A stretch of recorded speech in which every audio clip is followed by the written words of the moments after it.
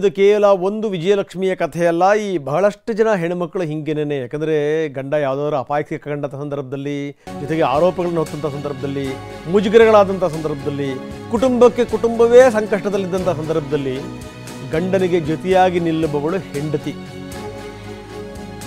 ಎಂಥ ಸಂದರ್ಭದಲ್ಲಿ ಅಂತಂದರೆ, ನೀವೆಂಥ ಅಗ್ನಿ ಪರೀಕ್ಷೆ ಬಂದರೂ ಕೂಡ ಕೆಲವೊಂದು ಸಂದರ್ಭಗಳಲ್ಲಿ ಹೆಂಡತಿ ಗಂಡನ ಪರ ನಿಂತು ಬಿಡ್ತಾಳೆ, ಗಂಡನಿಗೋಸ್ಕರ ಪ್ರಾರ್ಥನೆ ಮಾಡ್ತಾಳೆ.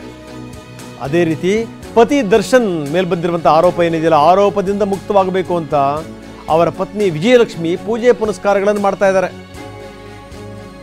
ಕೊಲ್ಲೂರಿಗೆ ಹೋಗಿದ್ದಾರೆ, ಕೊಲ್ಲೂರು ಮೂಕಾಂಬಿಕೆಯ ದರ್ಶನ ಪಡೆದಿದ್ದಾರೆ. ಇವತ್ತು ಯಜ್ಞ ಯಾಗಾದಿಗಳಲ್ಲೂ ಕೂಡ ಅವರು ಪಾಲ್ಗೊಳ್ತಾ ಇದ್ದಾರೆ. ನಾವು ನೋಡ್ತಾ ಇದ್ದೀವಿ ದೃಶ್ಯಾವಳಿಗಳನ್ನು. ಸಂಕಷ್ಟ ನಿವಾರಣೆ ಆಗಬೇಕು, ಹೀಗಾಗಿ ದೇವಿಗೆ ಮೊರೆ ಹೋಗಿರೋದು. ಹೇಳಿ ಕೇಳಿ ಆಷಾಢ ಶುಕ್ರವಾರ, ಎರಡನೆಯ ಆಷಾಢ ಶುಕ್ರವಾರ ಅಮ್ಮನವರಿಗೆ ಬಹಳ ಶ್ರೇಷ್ಠ ಅನ್ನುವಂಥ ಒಂದು ಮಾತಿದೆ. ಹೀಗಾಗಿಯೇ ಇವತ್ತು ಪತ್ನಿ ವಿಜಯಲಕ್ಷ್ಮಿ ಭೇಟಿ ಕೊಟ್ಟಿದ್ದಾರೆ ಮೂಕಾಂಬಿಕೆಯ ಸನ್ನಿಧಿಗೆ. ಅಮ್ಮನವರಲ್ಲಿ ಪ್ರಾರ್ಥನೆ ಮಾಡಿದ್ದಾರೆ. ದೇವಿ ಒಲಿದರೆ ಎಲ್ಲವೂ ಕೂಡ ಸರಿಯಾಗುತ್ತೆ ಎನ್ನುವಂಥ ಒಂದು ನಂಬಿಕೆ. ಹೀಗಾಗಿಯೇ ಮೂಕಾಂಬಿಕೆ ಸನ್ನಿಧಿನಲ್ಲಿ 5 ಸುತ್ತು ಪ್ರದಕ್ಷಿಣೆ ಹಾಕಿ ಪೂಜೆ ಪುರಸ್ಕಾರಗಳನ್ನು ಮಾಡಿದ್ದಾರೆ. ಅಮ್ಮನವರಿಗೆ ಸೀರೆಯನ್ನು ಕೂಡ ಅರ್ಪಿಸಿದ್ದಾರೆ.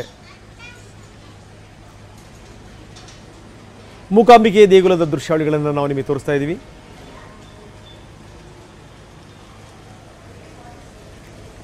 ದರ್ಶನ್ ಮೇಲೆ ಬಂದಿರುವಂಥ ಆರೋಪದಿಂದ ದರ್ಶನ್ ಮುಕ್ತರಾಗಬೇಕು ಅನ್ನುವಂತಹ ಮಾತು. ಕೊಲ್ಲೂರು ಮೂಕಾಂಬಿಕೆಗೆ ಸೀರೆಯನ್ನು ಕೂಡ ಕೊಟ್ಟಿದ್ದಾರೆ ವಿಜಯಲಕ್ಷ್ಮಿ. ಜೊತೆಗೆ ವಿಜಯಲಕ್ಷ್ಮಿ ಇವತ್ತು ಚಂಡಿಕಾ ಯಾಗದಲ್ಲೂ ಕೂಡ ಪಾಲ್ಗೊಳ್ಳುತ್ತಾರೆ. ನವಚಂಡಿಕಾ ಯಾಗ, ಅದರ ಸಂಕಲ್ಪ, ಅದರ ಪಾರಾಯಣದಲ್ಲಿ ವಿಜಯಲಕ್ಷ್ಮಿ ಭಾಗಿಯಾಗ್ತಾರೆ.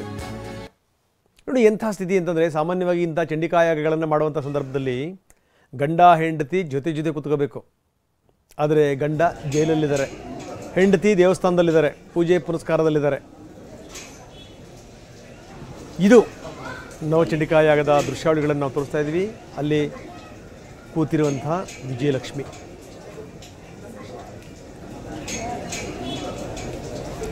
ಎಲ್ರಿಗೂ ಗೊತ್ತಿರುವಂಥ ಸಂಗತಿ, ವಿಜಯಲಕ್ಷ್ಮಿ ಮತ್ತು ದರ್ಶನ್ ಅವರದ್ದು ಪ್ರೇಮ ವಿವಾಹ. ವಿಜಯಲಕ್ಷ್ಮಿ ಇಂಜಿನಿಯರಿಂಗ್ ಪದವೀಧರೆ, ತುಂಬ ಓದುವಂಥ ಸಂದರ್ಭದಲ್ಲಿ ಆಕೆ ತುಂಬ ಜಾಣೆ ಇದ್ದರು ಅನ್ನುವಂಥ ಮಾತು. ಜೊತೆಗೇನು ಅಂದರೆ ಒಳ್ಳೆಯ ಕೆಲಸ ಕೂಡ ಇತ್ತು ಅಂತ. ಅದಾದಮೇಲೆ ದರ್ಶನ್ಗೋಸ್ಕರ ಎಲ್ಲವನ್ನೂ ಕೂಡ ತ್ಯಾಗ ಮಾಡಿದ್ರು. ಇವರು ಪ್ರೀತಿ ಮಾಡುವಂಥ ಸಂದರ್ಭದಲ್ಲಿ ದರ್ಶನ್ ಏನೂ ಇರಲಿಲ್ಲ. ಆದರೆ ನಿಜವಾದ ಪ್ರೀತಿ ಇದು ಯಾವುದೂ ಕೂಡ ಬೇಕಾಗಿಲ್ವಲ್ಲ. ಪ್ರೀತಿ ಕೇಳುವಂಥದ್ದು ಪ್ರೀತಿನ ಮಾತ್ರ. ಸೊ ಹೀಗಾಗಿ ಇವರಿಬ್ಬರು ಕೂಡ ಮದುವೆ ಮಾಡ್ಕೊಂಡ್ರು. ಅದಾದಮೇಲೆ ದರ್ಶನ್ ಅವರ ಲಕ್ಕು ಕೂಡ ಖುಲಾಯಿಸ್ತು. ದರ್ಶನ್ ಸ್ಟಾರ್ ಆದರು, ಸೂಪರ್ ಸ್ಟಾರ್ ಆದರು. ರಾಜ್ಯದಲ್ಲಿ ಅತ್ಯಂತ ಹೆಚ್ಚಿನ ಅಭಿಮಾನಿ ಬಳಗವನ್ನು ಹೊಂದಿದರು.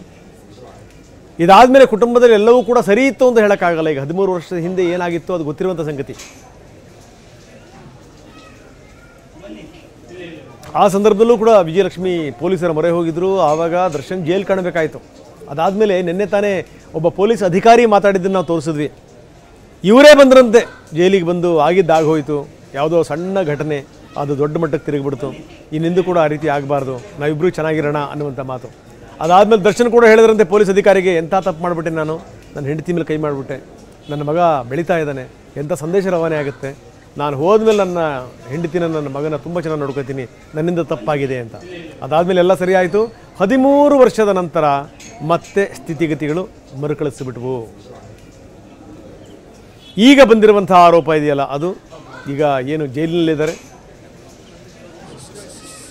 ಜೈಲಿಂದ ಬಿಡುಗಡೆ ಆಗಲಿ, ಕಷ್ಟಗಳು ನಿವಾರಣೆ ಆಗಲಿ ಅಂತ ವಿಜಯಲಕ್ಷ್ಮಿ ದೇವರಲ್ಲಿ ಪ್ರಾರ್ಥನೆಗೆ ಬಂದಿದ್ದಾರೆ.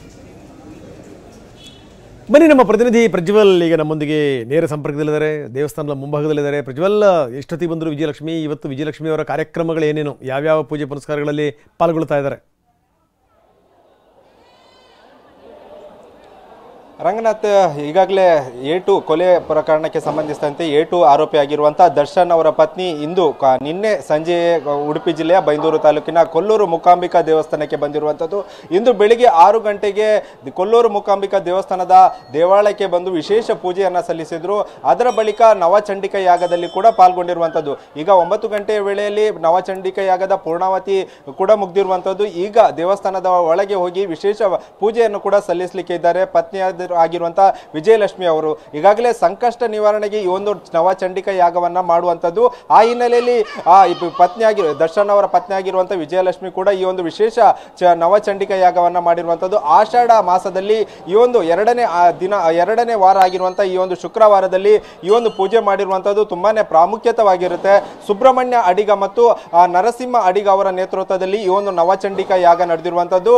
ಬೆಳಿಗ್ಗೆ ಸುಮಾರು 6:30 ವೇಳೆಯಲ್ಲಿ ಈ ಒಂದು ನವಚಂಡಿಕಾ ಯಾಗ ಆರಂಭಗೊಂಡಿರುವಂತದ್ದು. 9 ಗಂಟೆಗೆ ಈ ಒಂದು ನವಚಂಡಿಕಾ ಯಾಗದ ಪೂರ್ಣಾವತಿ ಕೂಡ ಮುಗ್ದಿರುವಂತದ್ದು. ಈಗಾಗಲೇ ದರ್ಶನ್ ಅವರ ಪತ್ನಿಯಾಗಿರುವಂತಹ ವಿಜಯಲಕ್ಷ್ಮಿ ಅವರು ನವಚಂಡಿಕಾ ಯಾಗದ ಪೂರ್ಣಾವತಿಯನ್ನ ಮುಗಿಸಿ ದೇವಾಲಯದ ಸನ್ನಿಧಾನಕ್ಕೆ ತೆರಳಿರುವಂತದ್ದು. ಅಲ್ಲಿ ವಿಶೇಷವಾದ ಪೂಜೆಯಲ್ಲಿ ಭಾಗವಹಿಸ್ತಾರೆ.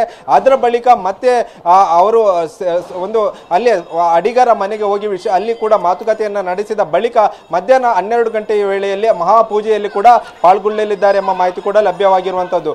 ಈ ಹಿಂದೆ ಕೂಡ ಈ ಒಂದು ನವಚಂಡಿಕೆ ಯಾಗದ ಇತಿಹಾಸವನ್ನ ಗಮನಿಸ್ತಾ ಹೋಗೋದಾದ್ರೆ ಸಾಕಷ್ಟು ರಾಜಕಾರಣಿಗಳು ಕೂಡ ಈ ಒಂದು ನವಚಂಡಿಕೆ ಯಾಗವನ್ನ ಸಂಕಷ್ಟದ ಸಮಯದಲ್ಲಿ ನೆರವೇರಿಸಿರುವಂತದ್ದು. ಯಡಿಯೂರಪ್ಪ ಆಗಿರ್ಬೋದು, ಅದೇ ರೀತಿಯಾಗಿ ಹಿಂದೆ DKಶಿ ಕೂಡ ಆಗಿರ್ಬೋದು, ಒಂದು ವಿಶೇಷ ಪೂಜೆಯನ್ನ ಕೊಲ್ಲೂರು ಮೂಕಾಂಬಿಕಾ ಸನ್ನಿಧಾನದಲ್ಲಿ ನೆರವೇರಿಸಿರುವಂತದ್ದು. ಅದೇ ರೀತಿಯಾಗಿ ಚಿತ್ರನಟರು, ಅದರಲ್ಲಿ ಮಲಯಾಳಂ ಚಿತ್ರನಟನಾಗಿರ್ಬೋದು, ಅದೇ ರೀತಿ ಕನ್ನಡ ಚಿತ್ರನಟರು ಕೂಡ ಈ ಒಂದು ಮೂಕಾಂಬಿಕಾ ಸನ್ನಿಧಾನದಲ್ಲಿ ವಿಶೇಷ ಪೂಜೆಯನ್ನು ಕೂಡ ನೆರವೇರಿಸಿದ್ದನ್ನ ನಾವು ಇಲ್ಲಿ ಗಮನಿಸಬಹುದು. ಸಂಪರ್ಕದಲ್ಲಿ ಇನ್ನಷ್ಟು ನಾನು ನಿಮ್ಮ ಜೊತೆಗೆ ನಾನು ಮಾತಾಡ್ತೀನಿ. ಈಗ ಚಂಡಿಕಾ ಯಾಗವನ್ನು ಯಾಕೆ ಮಾಡ್ತಾರೆ ಅದನ್ನು ನಮ್ಮ ಪ್ರತಿನಿಧಿ ಹೇಳ್ತಾ ಇದ್ರು ಸಾಕಷ್ಟು ವಿಚಾರಗಳನ್ನ. ಏನಂದ್ರೆ